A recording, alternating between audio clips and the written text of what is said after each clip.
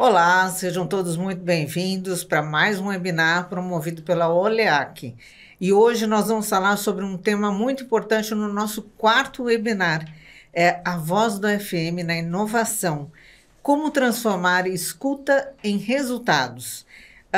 Vamos falar sobre o avanço da gestão no Facilities no Brasil, a importância da escuta verdadeira como motor de inovação. Quando fornecedores escutam de verdade, nascem soluções mais eficazes, conectadas à realidade das operações e com maior impacto dos resultados. Hoje contamos aqui com alguns convidados muito especiais. Celso Toshio Saito, especialista em Facilities Management, traz a perspectiva da operação e dos desafios reais enfrentados no dia a dia de FM. André Fonseca, gerente de Performance e Growth da Oleac, contribui com a visão de quem está na linha de frente do relacionamento, da construção de soluções junto ao cliente. E Eli Fonseca, vice-presidente de Vendas e Marketing da Oleac, compartilha como o feedback se transforma em inovação prática e sustentável. É um prazer contar com vocês aqui hoje para mais um bate-papo aqui com um tema tão importante, né, tão relevante. Eu queria iniciar conversando aqui com o Celso sobre como que você enxerga descompassos entre os fornecedores que oferecem as reais necessidades da operação de facilities. Quais você citaria, quais descompassos você citaria e quais são os maiores desafios enfrentados ainda pelos profissionais de FM na relação com seus fornecedores? Vamos lá, Cris. Bom, na verdade, minha leitura é que tem descompasso se a relação do tomador de serviço, do gestor, é com o fornecedor. Por quê? Para mim tem uma questão conceitual, fornecedor e parceiro. Se você trata com o fornecedor, é aquela empresa que mal vai entregar o feijão com arroz do dia a dia. Fato. A partir do momento que você consegue conquistar, construir, desenvolver um parceiro, essa dor você não vai ter mais. Por quê? Se ele é teu parceiro, ele vai estar lado a lado contigo. Então é uma questão de posicionamento para o gestor de FM não sofrer. Então, se ele coloca na postura, eu sou cliente, você é fornecedor, e ficar esse embate, eu estou certo, você está errado, você faz errado e eu falo certo, não vai chegar a lugar nenhum. Então, eu já comentei algumas vezes, né, é uma questão de investimento. A gente vai dedicar um tempo e energia para desenvolver um parceiro ideal, para não ter esses perrengues no dia a dia depois. Então, a partir do momento que nós temos um parceiro de fato, predispõe-se que ele vai ter uma escuta ativa. Ele vai querer te escutar. Ele não vai ser reativo a uma reclamação. Como ele vai estar do seu lado, ele vai estar observando, vai estar fazendo a escuta ativa, vai perceber, vai ter sensibilidade. Nossa, tem alguma coisa aqui que eu posso ajustar da minha operação. E aí você antecipa antes que isso vire um problema ou cause um desconforto para o usuário final, que é o cliente interno daquele gestor. Por isso que eu falo para muitos alunos, né? Toma muito cuidado para não dar o tiro no pé. O que é dar o tiro no pé? Você faz um bid, você olha o menor custo, acaba escolhendo um fornecedor, e aí é o barato que sai caro. Então você contrata pelo preço, mas o cara não tem qualidade, o cara não é um parceiro, é um simples fornecedor. Né? Com todo respeito ao mercado de FM, é commodities. Né?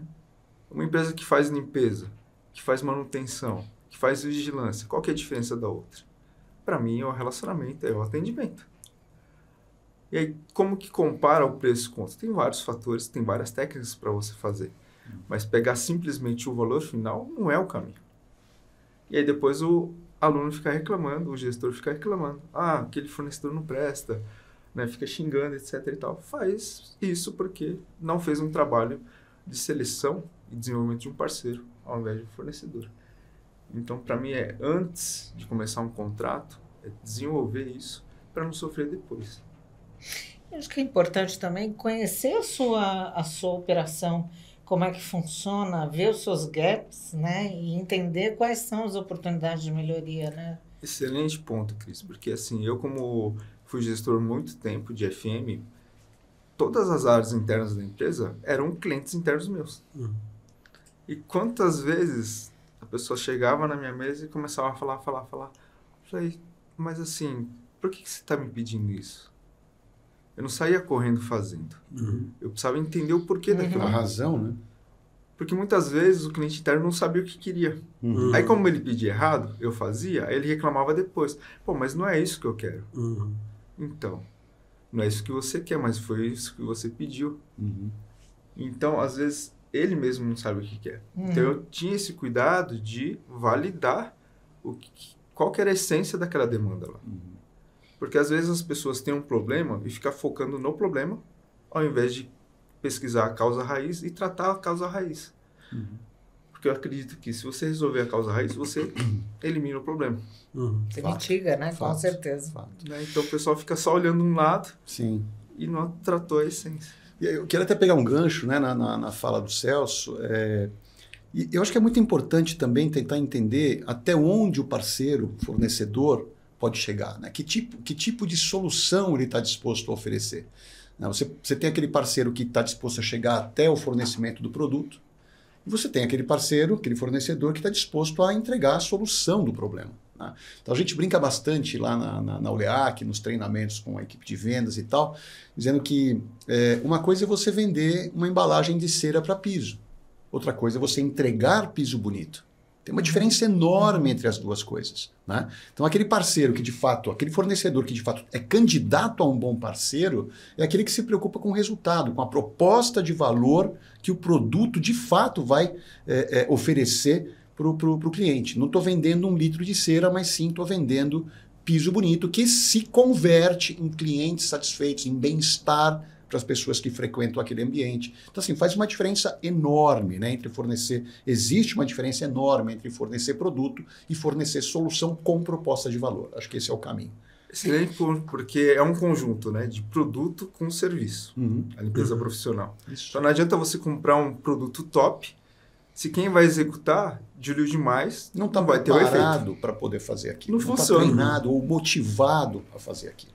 Por isso que eu falo do custo-benefício, né? Você vai contratar um mais barato, mas será que ele sabe diluir? Será que ele sabe aplicar? E aí, você contratou errado, porque está pagando mais barato. Eu gerei saving, saiu bem na foto, só que na prática, quando vai ver o resultado, como ele comentou, não ficou bom. Aí vai e faz de novo. Aí gasta mais produto, gasta mais mão de obra, no final do dia ficou mais caro. O caro, na verdade, é aquele produto que muitas vezes barato não entrega o resultado esperado. Né? Isso é caro. Sim. Né? E a gente percebe que hoje o mercado está muito mais preparado a enxergar essas diferenças e homologar parceiros de fato. Está mais crítico em relação à expectativa. Eu acho que está mais maduro, Cris, no sentido de colocar outros KPIs no processo de eleição, né, de escolha do parceiro. Né? Então, assim, não é o preço apenas, mas é o custo, né, do metro quadrado de área limpa. Né? É isso que a gente quer. Visando lá na frente o bem-estar da pessoa que frequenta aquele ambiente, que é o que a gente busca no final do dia. Não adianta nada você ter um ambiente, um piso bonito, né, um ambiente agradável, se alguma coisa no meio do caminho não está proporcionando bem-estar às pessoas. Né? Então o foco é esse. Né? Se eu estou num ambiente, eu preciso proporcionar àquela pessoa que frequenta aquele ambiente bem-estar. Através de quê? De ambientes mais saudáveis, mais seguros. Né? Eu acho que essa é a grande ideia. Eu acho que a indústria pode se unir ao prestador de serviço, ao facility manager, no sentido de proporcionar ambientes mais agradáveis e bem-estar às pessoas que frequentam os ambientes. Isso faz toda a diferença, né, Eli? Eu queria que você contasse um pouco sobre... Você tem uma experiência de anos nesse segmento da limpeza. Falar quantos? Não sei entrar nos detalhes, mas assim... eu queria que você falasse um pouquinho do que mudou, né, nesses critérios das empresas de FM para selecionar produtos e serviços de limpeza nos últimos anos e o que pesa hoje mais na tomada de decisão. Acho que depende do espectro que a gente vai analisar, né? Acho que a questão aí do tempo é importante, né? A Oleac está completando 70 anos no final desse ano agora. Eu estou no mercado de higiene e limpeza profissional há 40 anos, né? Então, se a gente olhar lá atrás e comparar com o que está acontecendo hoje, a gente enxerga diferenças muito, muito importantes, né? Então, vamos lembrar que lá na década de 90, por exemplo, a gente já pensava em conceitos como Indoor Air Quality, Green Building. O valor da limpeza até. O valor da limpeza, né, no sentido de... É proposta de valor, de fato, né? Quanto vale, na verdade, aquele ambiente limpo, né? É o profissional produzindo mais naquele ambiente, né? Então, isso, assim, a gente não tinha uma escuta naquele tempo. Quando a gente falava sobre isso, a gente levantava esses temas e parecia que a gente estava falando outra língua, né? Mas, assim, houve uma valorização, não só dos produtos, na contratação e dos próprios profissionais que trabalham na área. Foi uma evolução, na verdade, uma evolução. Lá atrás, né, se não me engano, foi no começo da década de 90 que essa consciência começou a surgir. Então, surgiu lá o Green Building Council nos Estados Unidos, né? Logo depois eles criaram um selo que era o LEED para controlar a qualidade dos prédios, não só do ar, mas do ambiente em si, né? Isso foi na década de 90, isso aconteceu nos Estados Unidos, e a gente aqui no Brasil, né? Então a gente ia para lá, ouvia tudo isso, achava maravilhoso, né? Tentava trazer isso para cá, mas a gente não tinha escuta, era muito difícil, né? Assim, nessa época, não havia muito produto profissional para higiene e limpeza. Né? O que havia, na verdade, havia sim alguns produtos, mas na grande maioria o que havia eram embalagens institucionais. O que era isso? Aquele mesmo produto que era oferecido no supermercado para uma residência, vamos seguir no exemplo da cera para piso, né? Então, aquela cera para piso que era oferecida para uma residência com uma família talvez de 5 pessoas e que tinha sido desenvolvida para um tráfego de 5, 10 pessoas, ela era embalada numa lata de 18 litros e era vendida para um shopping center que recebia 10 mil pessoas por dia. Assim, não dava para compreender, porque aquele produto não tinha sido desenhado para aquela necessidade, mas era o que estava disponível àquela altura, né? De lá para cá, né, assim, o conceito da qualidade, do bem-estar, né, das pessoas nos ambientes institucionais veio tomando forma, e com isso a profissionalização, né, da área, né? Então hoje a gente tem interlocução. Os produtos hoje, quer dizer, melhoraram muito, né? Me lembro assim, a Oleac tomou consciência dessa questão lá atrás, e assim, puxa, para mim não faz sentido oferecer um produto desenvolvido para uma residência, para um ambiente ou para um local que vai receber, sei lá, trocentos mil vezes mais de tráfego. Estou dando como exemplo. A gente pode ir para detergente, por exemplo. Então, assim, o detergente para louça, que era oferecido para a mesma residência com 5, 10 pessoas, muitas vezes era vendido para aquela empresa de catering que oferecia 5 mil refeições, né? Era o que tinha disponível. Então, assim, houve uma mudança muito grande na qualidade dos produtos, né? A tecnologia, assim, acho que o foco no resultado, né, mudou bastante e, obviamente, isso se deu em função de um nível de exigência maior do profissional de facility.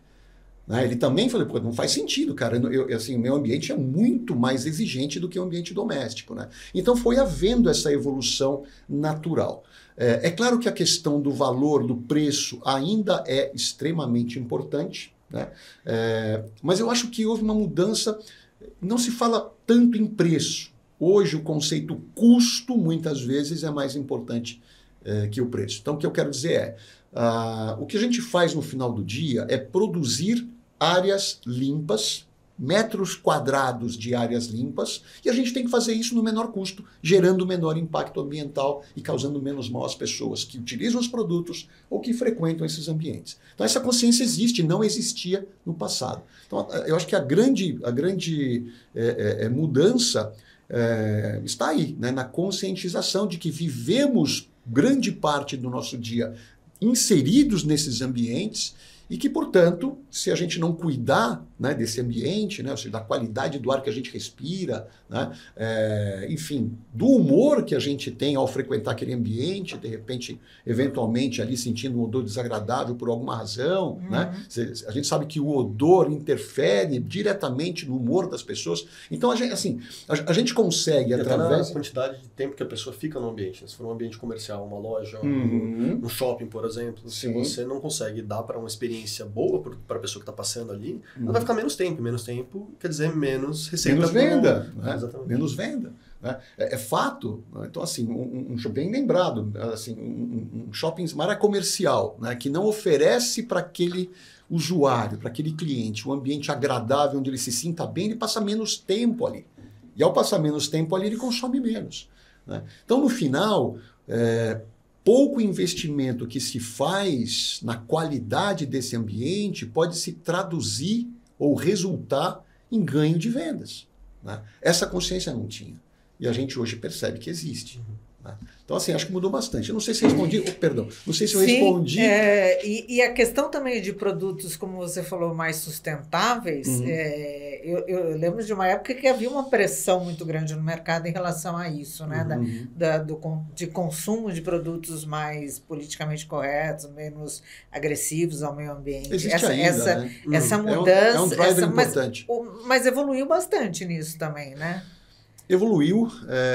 Eu acho que a gente ainda está bem distante daquilo que seria o ideal. Tá. Mas a gente percebe que essa geração nova, né, a juventude que vem, ela vem já com um mindset diferente. Sim. Né? Ela já se preocupa. Né? Eu acho que a pandemia, de certa forma, colaborou com isso. Aquela coisa assim, mudou, né, muita coisa, do lar, né? como reduto para a pessoa, né? O que eu ponho aqui dentro, o que eu trago para cá. Né? Eu acho que isso ajudou bastante. É claro que assim, o mundo vive momentos diferentes, né? Do ponto de vista econômico, a gente tem questões políticas envolvidas, tem questões econômicas importantes. Então a pressão de custo acaba sendo sempre muito importante. Mas assim, hoje, eu estava lendo uma reportagem dizendo que 20% dos consumidores americanos já colocam a questão sustentabilidade no teu processo de escolha de produto. Cara, isso faz toda a diferença, é muito legal. Então a gente começa a perceber que está havendo lentamente uma mudança cultural no processo de compra. Né? E também no próprio entendimento de que até um pouco tempo atrás havia um entendimento de que produto sustentável ele era melhor para o meio ambiente, mas ele não necessariamente tinha a mesma performance.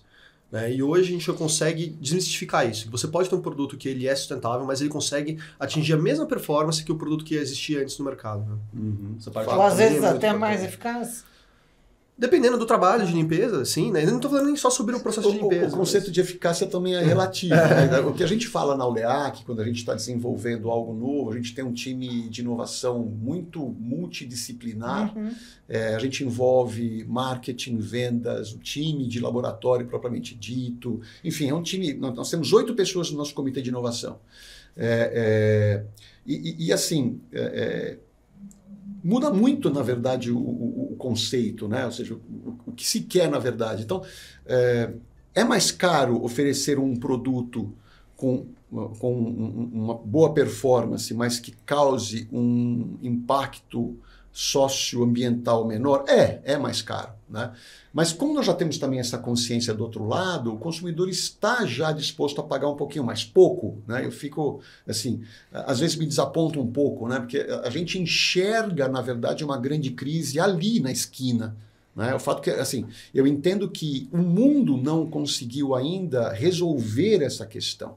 Né? Eu acho que existe acho que não é o tema, mas na verdade assim, é um paradoxo, porque enquanto o mundo, o driver ou a métrica que se usa para medir desempenho for o consumo, a gente está no caminho errado, porque não adianta nada eu reduzir a minha pegada de carbono em 50%, mas meu objetivo estratégico é vender 3 vezes mais.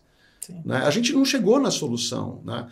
A gente está só reduzindo, na verdade, ganhando mais tempo para pensar no problema. Né? Não sei se isso é bom ou ruim, porque ao ganhar tempo, de repente você diminui a importância do tema, a pressão ambiental acaba sendo um pouco menor. Eu acho que vai chegar um certo momento onde vai bater a água aqui e assim, a gente vai ter que mudar, não é uma questão só tecnológica, eu acho até que não é uma questão tecnológica, é muito mais uma questão social e cultural.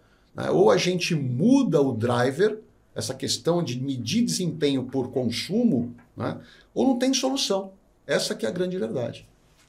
Perdão, tem solução, nós só não descobrimos ainda. Não vai conseguir andar, né? Acho que tudo que se fala, tudo que se faz em ESG no momento, só nos dá um pouco mais de tempo para talvez estudar melhor o problema e chegar e resolver a equação lá na frente. Nós não sabemos, não conhecemos, na verdade, a real solução. A gente está ganhando tempo só. Mas assim, essa evolução já é um grande passo. Né? Se 20% dos consumidores americanos já tem essa autoconsciência, sim. O próximo passo, na minha leitura, e vocês são indústrias, vocês podem me corrigir se eu estiver falando besteira, quanto mais consumidores tiverem daquela nova solução, tecnologia, o que for, mas vocês conseguem conseguem fazer mais barato. Claro. E aí vira uma cadeia positiva. Sim. Né? E aí outras pessoas que não aderiram pela consciência, né, coletiva, mas se vocês conseguiram fazer o produto mais em conta, com a mesma performance, é escala, né? aumenta. Sim, é E escala. aí todo mundo ganha, né? Fato.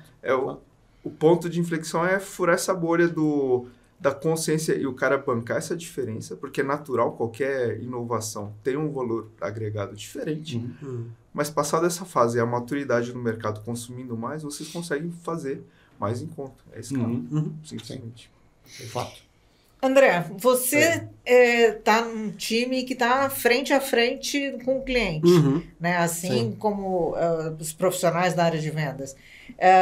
Qual que é o papel-chave aí na escuta ativa em relação a entender as necessidades do cliente, os problemas, os gaps que ele enfrenta no dia a dia? E como evoluiu aí o papel do vendedor técnico ou consultivo nesse sentido? O que se espera dele além do conhecimento técnico? Existe algum tipo de abordagem com o cliente que permita identificar a solução ideal, em vez de simplesmente, como ele falou, empurrar um produto, vender um produto? Sim, isso tem várias formas de responder essa pergunta, na verdade. Uma parte muito importante é aquilo que o Celso comentou mais cedo da parceria. Né? Então, como que a gente consegue se aproximar do cliente, fazer escutativa e criar essas parcerias? Né? A gente entende que a premissa básica é conseguir falar a mesma linguagem do cliente. Então, isso tem que permear toda a nossa estratégia, não só comercial, mas como empresa. Então, na área comercial, por exemplo, a gente quando faz contratação, e não tem certo e errado aqui, né, mas algumas empresas, elas quando precisam contratar alguém de comercial, o que faz? Abre lá a vaga, procura no LinkedIn pessoas de comercial. E aí, às vezes, vai contratar alguém que trabalhou num outro mercado, trabalhou numa indústria farmacêutica, trabalhou numa outra indústria, mas é uma pessoa comercial. E aí traz a pessoa e treina ela nos seus produtos. A gente decidiu fazer a parte inversa. Começar, primeiramente, contratando especialistas no mercado. A gente até faz pesquisa com os nossos clientes e pesquisa de marketing mesmo, né? E um dos principais atributos da marca Oleac, que a gente sempre vê, é ser especialista. E a gente fomenta isso desta forma. A gente vai no mercado e quer contratar especialistas naquele ambiente, naquele nicho de mercado que a gente quer atuar. Então, ontem mesmo a gente estava com um cliente lá na fábrica fazendo uma visita e a gente conversou sobre isso. Né? Tem uma pessoa lá na empresa, e quando a gente queria falar sobre prevenção de infecções, a primeira coisa que a gente fez foi: tá bom, quem que é especialista nisso? Quem sabe sobre prevenção de infecção? São as enfermeiras de CCIH. Né? Então vamos atrás de uma enfermeira que esteja disposta a fazer talvez uma transição de carreira nesse momento e quer vir trabalhar com a gente. E todo o resto comercial a gente ensina depois. Mas é uma pessoa que ela entende o dia a dia, ela entende as dores, ela sabe falar, ela sabe as dores das instituições de saúde, né? Então, na hora que ela for conversar, a parceria ela quase sai de uma forma natural. Né? Mas isso exige bastante da empresa. Né? Como eu disse, não pode ser só uma estratégia comercial. Todo mundo tem que estar dentro desse processo. Comercial, marketing, RH, financeiro, todo mundo tem que entender que a empresa tem que estar preparada para atuar dessa forma, porque exige muito treinamento mesmo. Então, quando a gente contrata alguém, e hoje, por coincidência, hoje tem uma pessoa que está saindo desse ciclo agora, as primeiras 2 semanas da pessoa é receber treinamento da empresa. Então, a gente tem uma plataforma que é a Academia Oleac. 2 semanas de onboarding, ela não faz absolutamente nada a não ser receber treinamentos. Acompanha no cliente, faz o shadowing com outros profissionais. E depois dessas 2 semanas, ela começa gradativamente receber instruções da vaga dela. Mas antes ela precisava entender sobre a empresa, sobre produtos. A gente vende produtos muito técnicos, né? E a última coisa que a gente quer é que uma pessoa vá para o mercado sem entender exatamente aquilo que ele está fazendo, né? Então, falando ainda sobre essa trajetória da pessoa na empresa, né? A gente trabalha muito na educação continuada, né? Então, toda sexta-feira a gente tem a reunião de fechamento de semana com o time comercial e a gente traz cases, né, sobre como que aconteceu essa semana. Semana passada, por exemplo, eu estava falando sobre um caso que eu fui num cliente e eu estava tentando entender a necessidade dele. Falando, olha, você me chamou aqui, veio conversar, conta um pouquinho para mim qual que é a sua necessidade. Você tem problema com entrega? Não, entrega para mim é tranquilo. Tá, você tem problema então com treinamento? Não, treinamento é tranquilo. É o custo em uso, é a diluição? Não, é tranquilo. E aí eu estava comentando com o time e falei, olha, o que vocês fariam nisso? Porque eu tentei entender qual era a necessidade do cliente e não sei se ele tinha uma barreira, o que estava acontecendo, mas ele não tinha tanto um problema. E nisso entrou uma outra pessoa que olhou e falou, acho que eu sei qual é o seu problema, e matou a charada. Por quê? Porque a pessoa está inserida naquele negócio, naquele mercado, na rotina há tanto tempo que ela conseguiu ler uma coisa que eu não conseguia. Né? Então a parceria nasce, acho que não só dessa escuta ativa, dessa parceria, mas também da pessoa realmente entender o dia a dia da pessoa que está lá na ponta. Né? Então isso é muito importante. Também a gente... Porque sempre tem oportunidades de melhoria, né, internamente. Sempre tem. Então a gente... outra coisa que a gente costuma fazer muito, né? Hoje mesmo, né? A gente, na parte da tarde, a gente vai ter uma reunião de fechamento de semana e a gente vai contar com uma palestra, né? Do Renato, é um consultor nosso, que está há mais de 20 anos no mercado de facilities, e ele vai lá contar um pouco. Eu nem perguntei qual é o tema. Eu falei, cara, conta pra gente. Vem aí e fala. Vem aí, conta pra gente. E conversa com o meu time, né? Porque... se a gente não tem a proximidade com o mercado, de nada adianta a gente ficar trazendo. Eu posso ser muito técnico no meu produto, mas eu vou criar um produto. A gente fala muito isso nos comitês de inovação, né? Vamos trazer algo novo. E a gente sempre se pergunta, é uma luva de 6 dedos? É a frase que a gente usa bastante, porque a luva de 6 dedos é novo, mas adianta para alguém uma luva de 6 dedos? Para nada. Então, a gente sempre coloca... Quando a gente sempre coloca o cliente no centro de tudo que a gente faz, seja na área comercial, seja na inovação, essa parceria e a escutativa, ela nasce naturalmente, né? E é claro que aí, naturalmente, você também move um pouco o papel do representante comercial, né, da empresa. A pessoa que está lá na frente, ela não vai só observar, como ele disse, né? Não vai só observar, acho que eu posso vender uma cera aqui nesse chão, ou eu posso vender um limpador para essa empresa. Cara, às vezes a cera não é o problema deles. Às vezes o problema pode ser resultado até por um produto que não é da Oleac. A necessidade de trabalho aqui, ela pode ser feita de uma outra forma. Então, dá trabalho, bastante. A gente tem que sempre levar em consideração a pessoa, quais são as principais habilidades e competências que ela tem quando ela entra na empresa. O RH tem que fazer lá o plano de desenvolvimento individual dela, para entender realmente quais são os gaps de habilidades e competências que ela vai ter para fazer essa transição de uma pessoa de mercado para a área comercial. Mas eu acho que não tem outra solução a não ser fazer isso, investir no nosso funcionário, né? E fazer com que ele tenha a vontade de ficar com a gente por muito tempo, porque ele está se desenvolvendo e está conseguindo apresentar melhorias conforme a jornada da carreira dele dentro da empresa. Eu queria pegar um gancho aí no que o André falou. Ele citou escutativa, tema do nosso encontro hoje, né? Gente, não é fácil, né? Essa coisa de escutativa é bem complexo, porque, assim, o André bem disse que limpeza é rotina diária. Então, se torna, na verdade, uma atividade corriqueira que ele faz no dia a dia, né?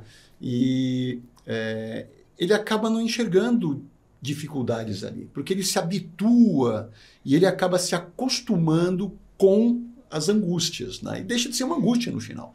Então, quando a gente chega para alguém lá da ponta, cara, como eu podia te ajudar? Quais são as suas dores? Não tenho dor nenhuma. Beleza, eu chego de manhã, faço meu trabalho, tudo resolve e tal. Ele não enxerga. Por quê? Porque aquilo faz parte do dia a dia e ele... Tá ficando limpo, tá tudo bem. Tá tudo beleza. Né? Então, assim, o lance da escutativa não é tão simples. A gente muitas vezes tem que escutar aquilo que não é dito. Sim. A gente tem que enxergar aquilo que nem sempre está visível para aquela pessoa que está inserida naquela rotina do dia a dia. Esse é o desafio. Esse é o grande desafio. Né? E muitas vezes, quem é que tem que fazer isso? O nosso profissional comercial que tem uma puta pressão de vender no final do dia, né? Desculpa a palavra, mas enfim, a gente se empolga. Né? Depois o pessoal corta. Mas assim, é bastante complexo, porque não é só você ouvir. Né? Você tem que, na verdade, traduzir. Né? Vou colher um feedback de algo. Não, eu vou traduzir esse feedback e, de repente, né, encontrar Porque às vezes uma insight frase ali você capta a gente tem um caso bem legal. Se tiver tempo, eu conto aqui um caso bem legal que uma frase foi um insight que a gente precisava para poder desenvolver um produto lá. Diga lá. Não, eu ia comentar que isso que você está dizendo também está muito atrelado com aquilo que o Celso trouxe no início, né? Do entendimento daquilo que está sendo pedido. Né? Muitas vezes as pessoas não entendem necessariamente aquilo que elas precisam realizar ou aquilo que elas precisam para realizar o trabalho delas. Né? Então a gente tem tende sempre a tentar fazer uma série de perguntas por quê. São 5 porquês, o 5 whys. Você vai perguntando aquilo que a pessoa quer até você entender realmente a raiz, a origem do problema. Na maioria das vezes, a pessoa está tentando remediar alguma coisa que não tem solução. Né? Então, que a solução ela é muito mais estrutural. Né? Então, você falou que Facility tem todos os clientes internos, né? Então, uma das áreas que fica dentro da minha área que é Performance Growth é a área de Business Intelligence. Então, a gente temos muitos clientes internos que falam, dá para me puxar tal tipo de informação, mas qual que é a sua necessidade? É isso. Vai fazer o que com ele? Vai fazer o quê? Porque às vezes o gráfico bonito pelo gráfico bonito não vai adiantar de nada se você não realmente está entendendo isso em todos os ambientes. Então, quando você tem a parceria e você tem a possibilidade e a proximidade para ficar perguntando o porquê, mas o porquê, mas o porquê, mas o porquê, você, na maioria das vezes, consegue criar soluções sem inventar nada novo. E acho que a maior parte daquilo que a gente tenta fazer no dia a dia... Mas não deixa de ser inovação. Não deixa de ser inovação, né? E as pessoas confundem inovação com invenção. Só, a gente está inovando, mas sem inventar nada novo. Só ajudando a pessoa realmente a satisfazer a necessidade que ela tinha. Fazer o trabalho melhor também. Esse case acho que eu sei qual do shopping. Qual shopping? Tá vendo? O case que tem você tantos falou. cases. Tem tantos cases. Tem da torneira? Do SAD. Putz, ele nasceu... Então, conta pra gente. Vamos lá. Então, assim, a geração de insights para você criar algo novo, a gente está sempre buscando alguma coisa nova, mais disruptiva. Nesse meio tempo, aparece um monte de inovação que não é disruptiva, mas que é, como o André falou, uma inovação... A disruptiva é desse tamanho, né? Perto das oportunidades. O que é inovar, na verdade? Inovar é você resolver um problema de uma forma melhor, de alguma forma melhor, né? E você não precisa ser disruptivo, mas às vezes surge um insight do nada e você acaba se tornando disruptivo. Eu não diria que esse case foi um case que trouxe uma inovação disruptiva, mas foi muito legal. O que a gente fazia? Né? A gente faz ainda. A gente costuma reunir clientes da área de Facility para discutir temas específicos, digamos, nós precisamos agora desenvolver um novo produto para tal área. Então a gente convida clientes e muitas vezes até nem clientes, mas pessoas que realmente têm proficiência na área para fazer um debate. A gente chama de OLEAC Day, a gente aproveita OLEAC Experience, a gente aproveita para fazer uma inserção ali, faz uma apresentação da empresa, faz um tour na fábrica, vai até os laboratórios e tal. Enfim, é um dia gostoso. Mas a ideia, na verdade, é reunir aquelas pessoas que têm proficiência na área para tirá-los dos ambientes de trabalho, da rotina, né? De certa forma, estimulá-los a pensar um pouco fora da caixa e a gente vai propondo, vai fazendo perguntas e vira um debate. Numa dessas reuniões, o tema era sistemas de diluição. Porque, gente, ó, a questão da sustentabilidade, a gente estuda muito isso e tal. O grande vilão na nossa área, produto de limpeza, é o plástico. Né? O produto químico em si que está ali dentro, a gente controla bem, a gente sabe os impactos que ele causa, Sim. a gente tem como mitigar, existe legislação muito... A Anvisa, por exemplo, é um excelente órgão que controla muito bem o que você usa ali e tal. O vilão é o plástico. Né? Resíduo, porque, cara, assim, ó, eu estava lendo outras estatísticas, apenas 7% do plástico que é produzido no mundo é reciclado. O resto acaba nos oceanos, nos rios, acaba virando microplástico e a gente acaba ingerindo isso de alguma forma, né? Então isso volta. Então a gente está sempre tentando, um dos temas importantes, relevantes na OLEAC é como reduzir a quantidade de plástico nos nossos produtos. E é lógico que a melhor maneira de fazer isso é através da concentração. Sim. Se eu concentrar o produto, não tem por que eu transportar água se a água está disponível lá na torneira do meu cliente. Né? Mais barato, mais sustentável, não tem que transportar, não tem que conter. E a questão como, né? Qual seria o sistema de diluição mais apropriado, porque lá na ponta a pessoa precisa estar treinada a fazer a diluição. A gente tinha lá, acho que 7 ou 8 pessoas, todos eles eram pessoas seniors na área de facility management, eram gestores de shoppings na grande maioria. Né? A gente, a OLEAC, fornecia para muitos shopping centers na época, um momento em que a gente chegou a fazer tratamento de piso em 25 shopping centers só dentro de São Paulo. A gente era realmente muito especialista em tratamento de piso. E a gente trouxe essas pessoas para a OLEAC e a gente começou então a debater sobre soluções de diluição. Então aí a gente apresentava uma solução, a ideia era apresentava uma solução e botava em debate. Então a gente botou ali na parede, lá no slide, aquele diluidor de parede convencional que todo mundo conhece e tal, e o pessoal, não, esse é bom, eu gosto pra caramba, funciona pra mim, aí vira outro. Não, cara, não funciona tão bem, porque, putz, o meu DML fica lá no segundo subsolo do inferno, né? E geralmente é assim, né? A gente é muito maltratado, na verdade, desculpa o desabafo, mas a salinha de limpeza é sempre lá escondida no fundo, aquele lugarzinho que você não tem o que fazer, vira um DML. E aí, o camarada tem que ir lá longe, fazer a diluição do produto e depois andar 500 metros dentro do meu shopping para usar o produto lá. Eu não gosto disso, não. Aí a gente bota outra solução, aqueles portion packs, que é aquele travesseirinho, um sachêzinho com produto concentrado, né, onde a pessoa pode diluir no momento do uso, colocar num balde ali e tal. Esse é bom, o pessoal carrega, é fácil e tal, dilui no lugar do uso. Aí vira para mim não deu certo.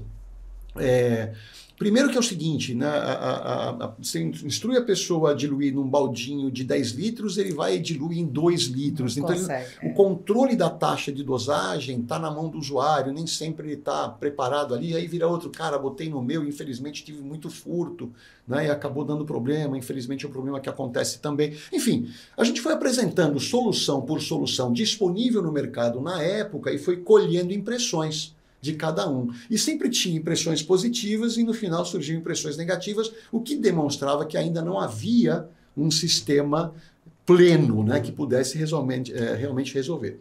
Terminou a reunião, a gente estava já ali tomando um cafezinho, já no tchau, né, no finalmente, e um dos gerentes operacionais de um shopping grande em São Paulo, ele virou para a gente já no espírito da brincadeira, né, e falou, cara, a gente, né, falou e não encontrou nenhuma solução, melhor mesmo, adoraria eu se eu pudesse abrir a torneira de qualquer banheiro do meu shopping e sair produto de limpeza diluído. Essa frase foi o insight que nos levou a desenvolver o nosso sistema SAD de Sistema Automático de Dosagem. Então o que a gente fez? A gente não colocou o ovo em pé. A gente pegou aquele mesmo sistema, o princípio do dosador de parede, que é um princípio de Venturi, e a gente adaptou na tampa do frasco do produto, de forma que ele carrega o produto para onde ele quiser, e aí com uma mangueirinha ele conecta em qualquer torneira, abre e sai ali o produto diluído. Então, na dosagem correta. Na dosagem correta. Fantástico. Então aí você percebe que é o seguinte, é ouvir nas entrelinhas. Né? Assim, ele falou aquilo já no final, já na brincadeira, como dizendo, cara, perdemos a batalha, a gente, né, estamos aqui há horas e ninguém trouxe uma solução, ele trouxe a solução. 1 ano e meio depois, virou patente, já estamos na terceira patente, terceira geração do sistema, assim, um sucesso de vendas e tal.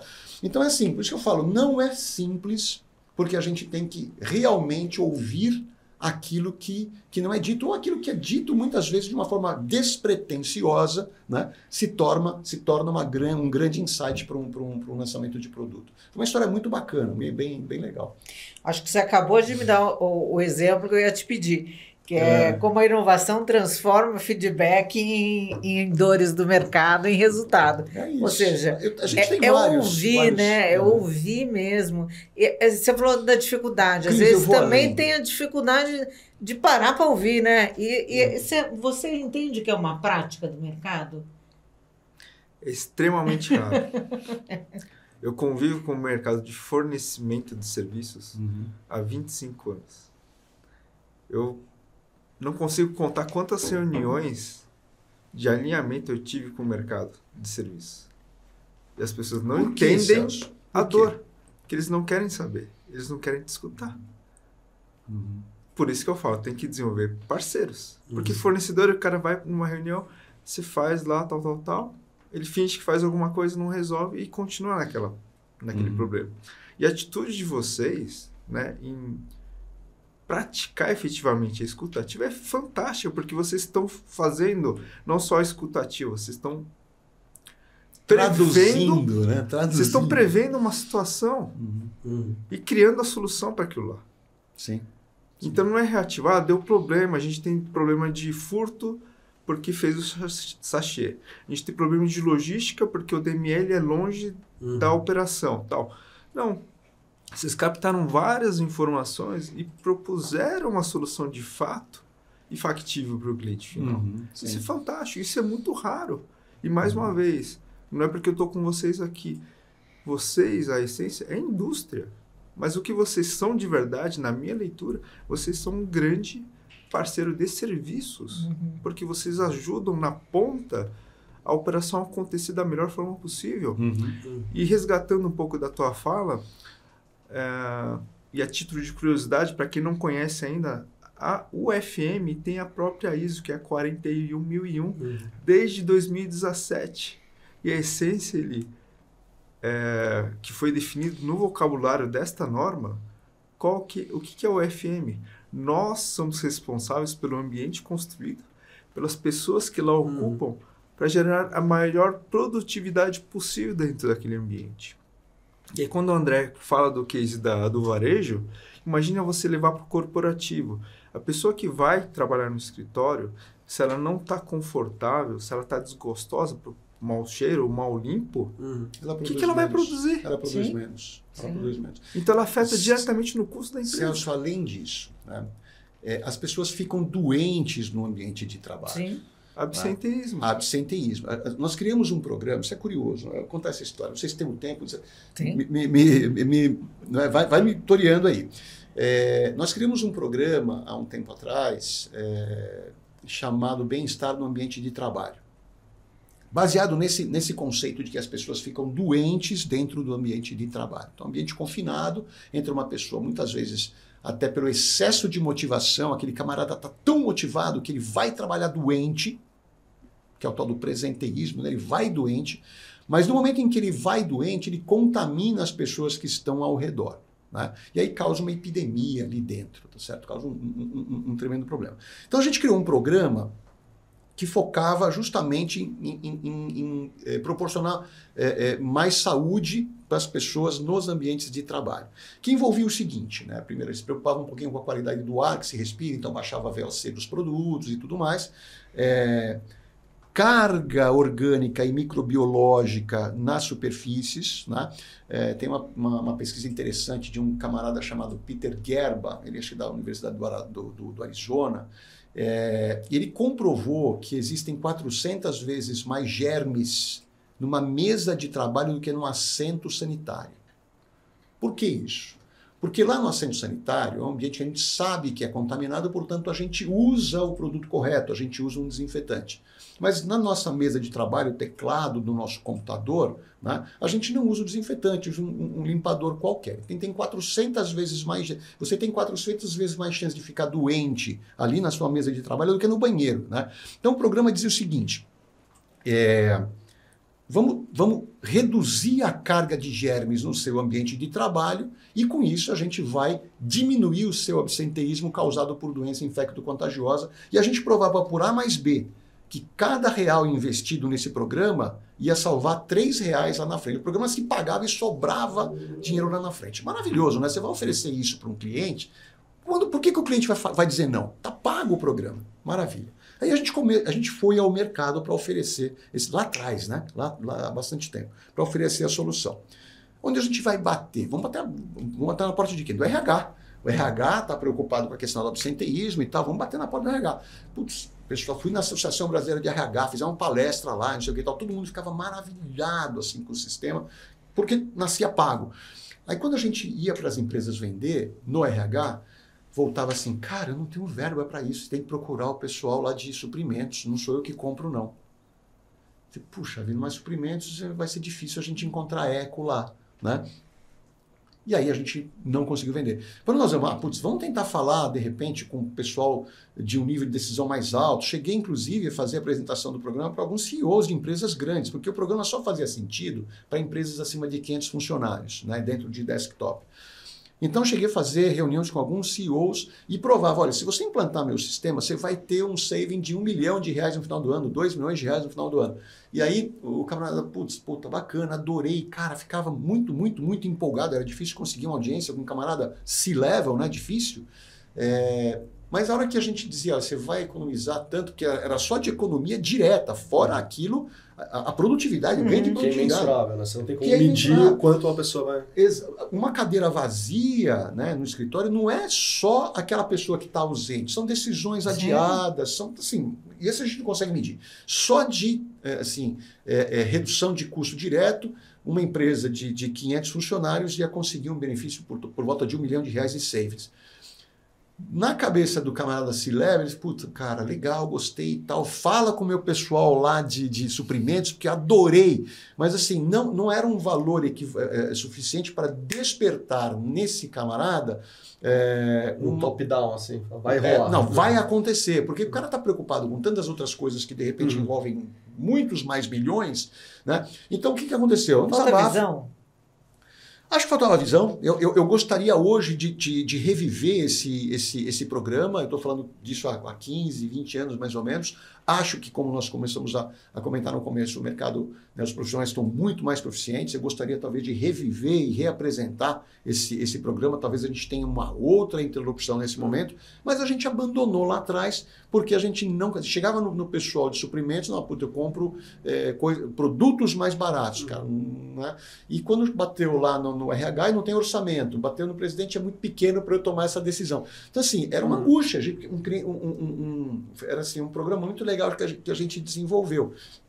Mas, cara, realmente gostaria de novamente trazer isso hoje aí. Isso que você está trazendo também é uma coisa muito importante, quando o Celso trouxe no início, né? Tem muitas das formas e dos problemas que nascem em facilities, às vezes são a raiz, a forma organizacional que a gente trabalha hoje. Né? Então, a gente tem um programa que pode funcionar muito bem, mas não tem uma pessoa que vai ter budget e vai ter a visão para fazer. Muitas vezes também a gente vê que acontece bastante no mercado, principalmente hoje que a gente passa pela consolidação de grandes grupos econômicos, você tem lá uma rede hospitalar que tem 30 hospitais espalhados pelo Brasil, e aí vai lá, contrata um cara de compras e dá metas e métricas para ele, falando, você tem que só trazer savings, sem dar contexto para essa pessoa, sem fazer com que essa pessoa vire e fale, cara, pega aqui nas primeiras 2 semanas e vai dar uma volta nos hospitais para ver o dia a dia do hospital, porque a métrica savings, ela não pode existir sem o contexto por trás. Senão, você acaba tirando... Pode ser um tiro no pé. Pode ser. Você acaba tirando da pessoa a capacidade dela de trazer uma operação melhor, porque ela está focando só nos savings. Né? Então, a própria estrutura comercial, a estrutura organizacional que a gente vê nas empresas hoje, talvez seja uma raiz pela qual a gente não consegue ter conversas mais abertas e que façam mais sentido com os nossos parceiros, sejam fornecedores e tudo mais.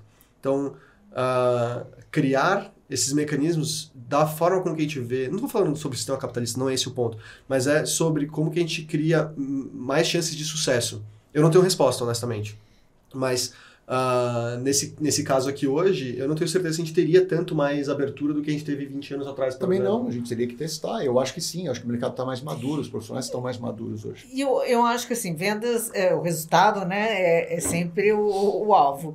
Mas eu acho que também mudou uma percepção da qualidade de vida do funcionário, né, do colaborador. Fato. Eu acho que as empresas estão, né, com um olhar um pouco maior. Fato, a gente teria que testar novamente. Ainda não está, né, como seria o ideal, mas acho que mudou o olhar, né? Havia de fato essa consciência, e essa consciência ficava a cargo do RH, mas o RH não tinha orçamento para poder fazer mudança e viabilizar, e às vezes também não tinha uma voz ativa, enfim. São momentos, né? Eu acho que a gente vive um momento diferente, né? E eu acho que a gente... Se a gente... Até o próprio RH hoje não é mais RH, né? Tem muita empresa que faz People and Culture. Então, a gente está falando de há 20 anos atrás, você falava para um departamento pessoal, na maioria das vezes. Nem RH era. Exatamente. Então, essa parte da estrutura organizacional, né, já mudou um pouco. Então, talvez hoje tenha mais tração mesmo. Pode ser. E a leitura que não é uma questão de budget, simplesmente.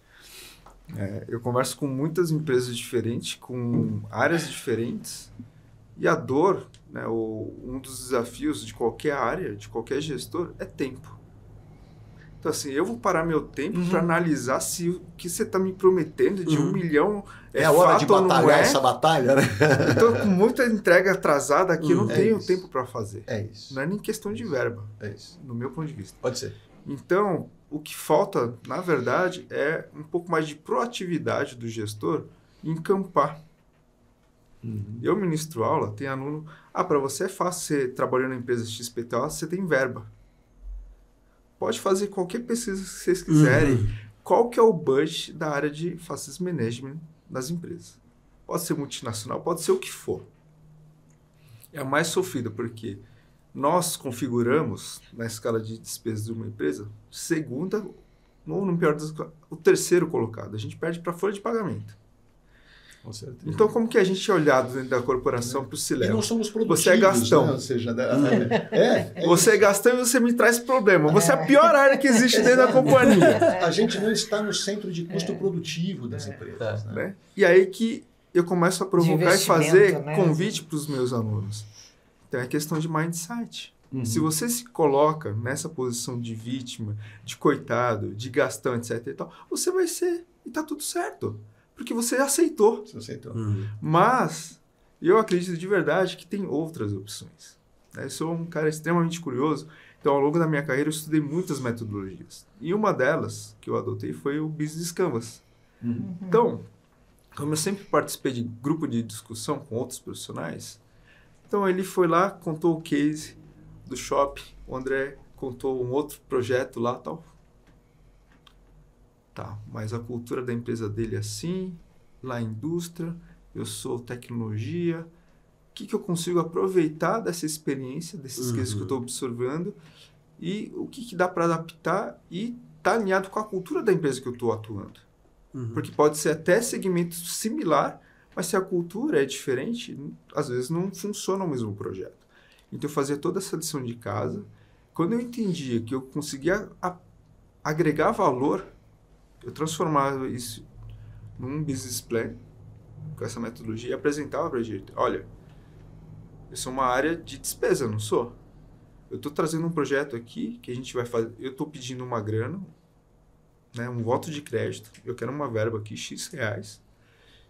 Ao longo de 6 meses, eu vou recuperar essa grana. A partir do 7º, eu vou trazer saving para vocês. É isso. Que era a proposta desse programa. Era exatamente a proposta. Assim, cada centavo que ele investisse no programa, lá na frente, ia trazer de volta em quê? Em redução do absenteísmo, né? E sem falar dos improdutivos, que a gente está dizendo, que é o profissional sentado na cadeira de trabalho e produzindo, né? Assim, você tem razão. Assim, como despertar a intenção, né? Como virar a chave e dizer, cara, tem algo interessante aí, vamos em frente, né? Nós não conseguimos, a gente abandonou, Cris, a gente abandonou. A empresa mais inovativa talvez tenha outra visão, né? É uma empresa que está mais voltada para a inovação, Não, mais atenta. eu não pode acredito ser. nisso. Eu Não. acredito no seguinte, principalmente processo de qualidade, né? esse profissional que se vitimiza, minha área é ferrada, minha área é criticada, eu sou desprezado e tal, esse é o melhor perfil no meu ponto de vista. Por quê? É a oportunidade que vocês têm de chegar. Eli, você acha que é isso, isso, isso? Você quer mudar esse status quo? Cara, tem um projeto aqui, vai demandar tempo e esforço do teu dia a dia? Vai. Mas imagina a foto que você vai sair, você fazendo um projeto estruturado, que você consegue documentar, comprovar que você está trazendo um resultado financeiro para a empresa e você não é comercial. Mas você está gerando economia real, fora a qualidade de vida para as pessoas. Você comentou da certificação LEED. A LEED, ele certifica a edificação, o que essa edificação tem, que é favorável à questão ambiental, sustentabilidade, etc. e tal. Surgiu um outro selo chamado WELL, que é qual é a qualidade da água que você está fornecendo para o teu pessoal tomar. Como que está a qualidade do ar que o teu profissional está respirando dentro da tua empresa. Então, são todos os fatores que, mais uma vez, vai afetar diretamente o absenteísmo e o presenteísmo. Ou seja, a produtividade, que é custo. Se o primeiro custo de todas as empresas é a mão de obra, e eu não estou favorecendo porque a água está ruim, o produto de limpeza está causando um mau cheiro, a equipe de limpeza não está fazendo o serviço dele, com qual moral o cara vai trabalhar naquela empresa? Qual o resultado que ele vai entregar? Então, é muito simples quantificar e demonstrar para as empresas o valor do papel do FM. Então, eu acho que é possível. Eu acho que você está sendo otimista quando diz que é simples. Mas legal, eu sou otimista. Simples. Eu sou otimista também. É possível, mas eu acho que simples. A gente precisa batalhar um pouquinho. Porque, assim, antes de tudo, a gente precisa criar um ambiente propício para que a pessoa esteja disposta a te ouvir. Né? Então, em que momento da carreira está aquela pessoa? Ela está no momento em que ela, de fato, está disposta, né, a comprar esse desafio e seguir em frente, né?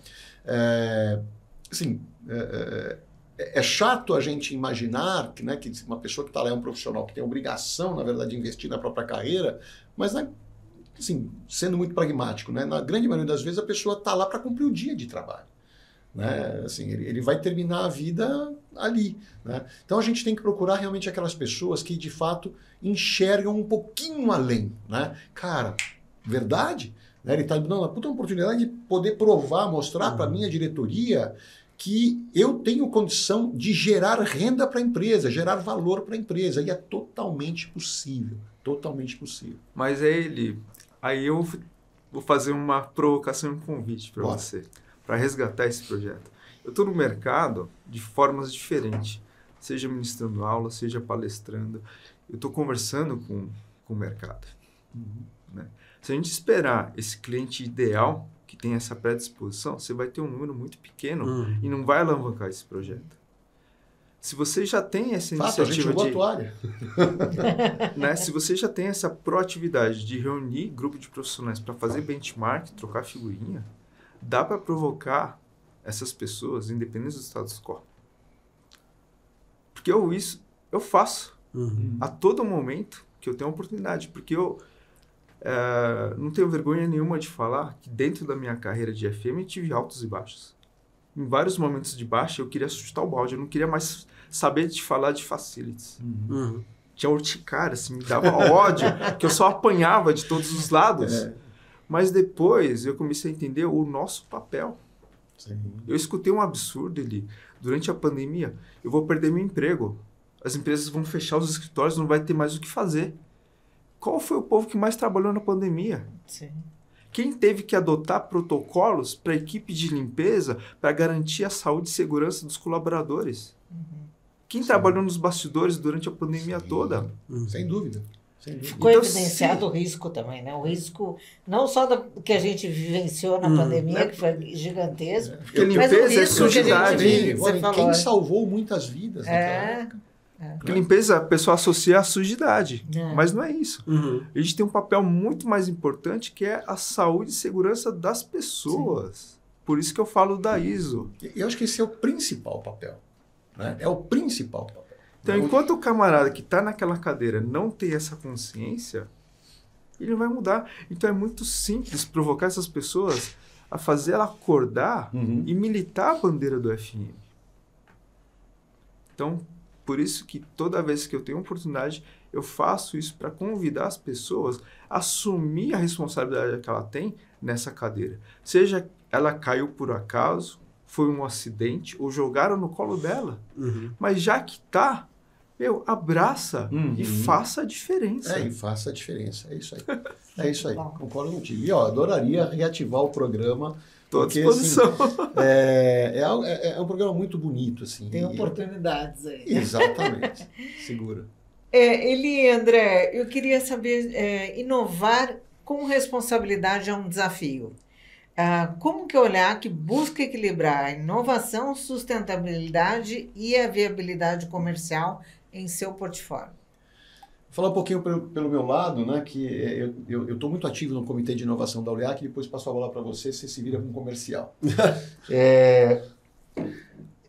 A questão da sustentabilidade, ela é muito, né, muito ampla, né, muito ampla, e não é possível hoje você inovar sem colocar esse filtro, ponto. Né? Não dá para você criar um produto novo sem medir o impacto que esse produto vai trazer no meio ambiente, para as pessoas de uma forma geral. Né? Assim, não faz muito sentido para nós, uma empresa que produz produtos para higiene e limpeza, né? Limpar a superfície e emporcalhar o meio ambiente. Né? Não faz sentido nenhum. Então isso isso é pauta na Oleac há décadas. Né? A gente pensa assim. Então, para nós é muito simples. Né? Uma vez que você tem esse mindset, você não consegue pensar em inovação sem esse filtro, a gente nem presta muita atenção. Então, tem uma série de listas negras de produtos químicos que, obviamente, a gente já baniu. Então, assim, existe a possibilidade de algum risco de um produto tal. A gente já bane sem mesmo ter certeza, vamos buscar alternativas e tudo mais. Volto a dizer que o grande vilão hoje é o plástico. Né? A gente hoje foca muito em como reduzir a quantidade de plástico embarcada dentro de um nosso produto. Só tem uma forma de fazer através da concentração do produto. A gente tem projetos de inovação assim fantásticos que hoje estão lá em desenvolvimento, que infelizmente eu não posso revelar mais, mas assim que vão trazer Teremos novidades, então. Teremos novidades, em breve. Mais novidades. Né? Porque... assim, mas que visam isso, né? Como reduzir a quantidade de plástico embarcado dentro do produto. Agora, uma questão importante da inovação que é o seguinte, né? Geralmente as pessoas elas se afastam dos problemas, é uma tendência natural. Eu tenho um problema, eu afasto dela. Mas para inovar você tem que se apaixonar pelo problema. O problema, na verdade, é o gerador, é o que gera a inovação. Né? O nosso grande problema hoje lá na Oleac, não é problema, na verdade, nosso grande desafio é justamente botar no nosso time comercial, né, essa sementinha, né, de se apaixonar pelo problema, de chegar lá e dizer assim, cara, como que você faz? Deixa eu botar teu sapato um pouquinho, deixa eu fazer um pouquinho aqui, né, e sentir a dor, porque, volto a dizer, né, tem uma frase do célebre, né, do Henry Ford, que a gente aprendeu na faculdade, a pretexto do desenvolvimento da criação, da invenção do automóvel, ele diz assim, se eu perguntasse para as pessoas o que elas queriam, elas me diriam que queriam cavalos mais rápidos, né? E ele trouxe o automóvel. Então, é essa a questão. Como desenvolver no nosso time comercial, que está à frente, né, essa sensibilidade de realmente ler as entrelinhas, enxergar aquilo que não foi dito e trazer esse insight para dentro de casa. né? Um outro desafio que a gente tem é tirar aquele camarada pesquisador que está acostumado a ficar dentro do laboratório, né? A gente brinca lá com o umbigo encostado na bancada, né? Pegar, exatamente, né? Como pegar esse camarada e levar ele lá para sentir, né, o dia a dia, né? Porque ele tem a possibilidade, ele tem a visão técnica, ele sabe onde pode chegar, né?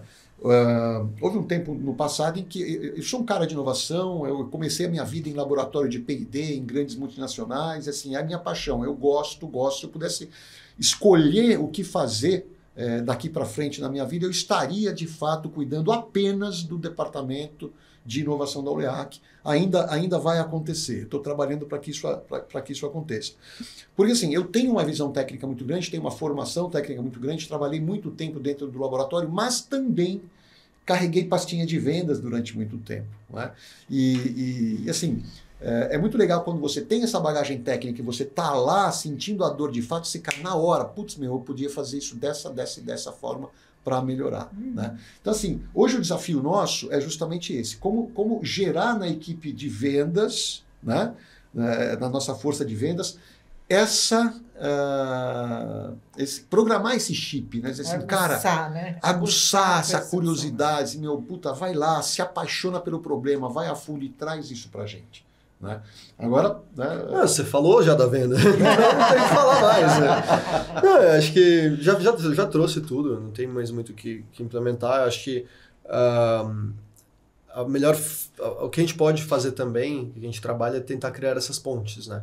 Porque a gente fala bastante sobre as habilidades e competências das pessoas, né? Então, por mais que você tente estimular a pessoa, tem pessoas que às vezes não têm a capacidade de desenvolver tão rapidamente algumas habilidades e competências que você precisa, né? Então, uma pessoa ela é muito boa no laboratório e ela tem um grupo de habilidades, um grupo de competências.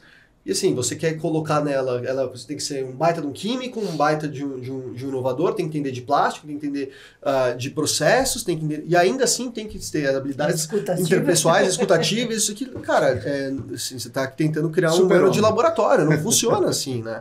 Então, para mitigar esses problemas, a gente acaba criando processos internos e pontes, né? Então, a gente tem nossa reunião de inovação semanalmente, que a gente tem lá um time multidisciplinar, tem gente do time de inovação, do time comercial, de marketing, tem até gente do RH, do financeiro, né? Pô, RH e financeiro, o cara, time de supply tem que estar lá dentro, mas mais assim, RH, por que o RH está lá dentro? Cara, porque a gente, dentro do time de inovação, nas reuniões de inovação, a gente às vezes observa que tem gaps de habilidades e competências no time que precisam ser desenvolvidas, e o cara do RH está lá ouvindo para fazer esses PDIs.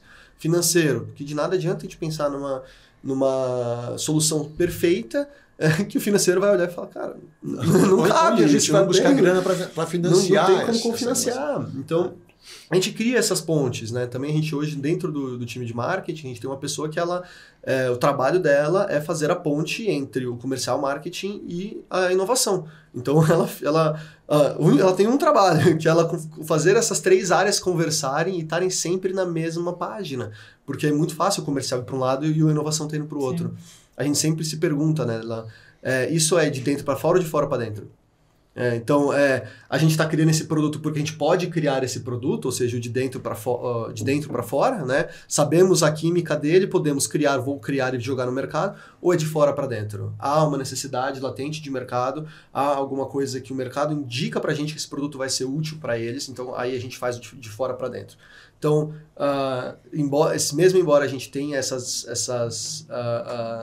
esse carinho de tentar desenvolver em todas as pessoas essas habilidades, a gente sabe que nem sempre é possível. Então, que a gente criamos processos internos e colocamos pessoas para que a nossa organização esteja sempre numa melhor chance de sucesso. Muito bem, chegamos ao nosso término hoje. Vocês gostariam de deixar alguma mensagem final aí, antes de encerrarmos? Eu quero deixar minha mensagem, que agora eu fiquei animado, que eu quero novamente reativar aquele programa de bem-estar no ambiente de trabalho e vou dar as mãos aqui para o Celso, nós vamos junto nessa. E se alguma empresa tiver interesse em justamente ter esse trabalho junto com vocês de identificação de oportunidades, de melhorias internas, como encontrar em contato? A gente tem o nosso site, o www.oleac.com.br, também temos o Instagram, oleac_oficial. Pode entrar em contato com a gente. A gente vai dar todo o atendimento. A gente tem o processo de site analysis, que a gente faz todo o entendimento, não só a gente já conversou sobre isso, né, Celso? Que a gente entende não só a operação da pessoa, mas também a cultura organizacional da pessoa para construir com o cliente soluções que vão levar em consideração operação e cultura organizacional para entregar sempre a melhor forma de atingir as necessidades deles. Muito bem. Agradeço a presença, Celso, André, Obrigado. Eli. E fica aqui o convite para o nosso próximo encontro. Maravilha. Agradecemos Obrigado. a você também que esteve aqui conosco. O nosso conteúdo vai ficar disponível nos nossos perfis aí da Oleac, né, no YouTube e na landing page do site. Então, entre em contato conosco e até o próximo encontro. Muito obrigada.